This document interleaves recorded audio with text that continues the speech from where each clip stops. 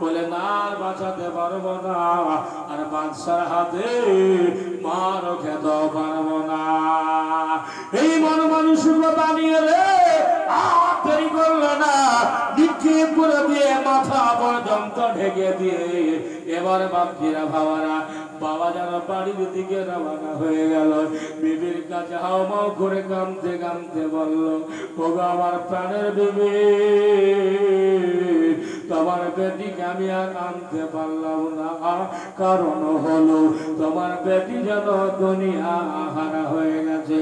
ওই জঙ্গলের পশুরা যেন ভক্ষণ করে দিয়েছে গো, আমাকে তাড়া করেছিল, আমি যেন পালিয়ে আসলাম, তবে তোমার বেটিকে আমি নিয়ে আসতে পারি না।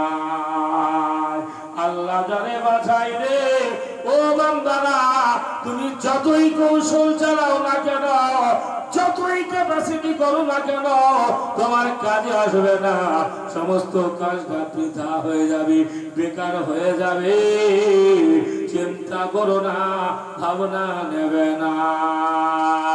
এদিকে মা মায়া মমতাতে পাগল হয়ে গেল, পাগলের মতন কান্না করে, আল্লাহ আমি জেনে ফেলেছি আমার স্বামীকে আমার মনের কথাটা বলাতে আমার স্বামী আমার বেটিকে কোথায় নিক্ষেপ করে আসলো। এই মনের মধ্যে চিন্তা, এদিকে বেটি যেন আল্লাহ জানে বাঁচায়।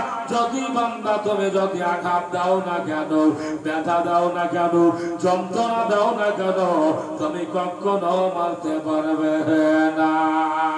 আল্লাহুম্মা সাল্লি আলা সাইয়্যিদিনা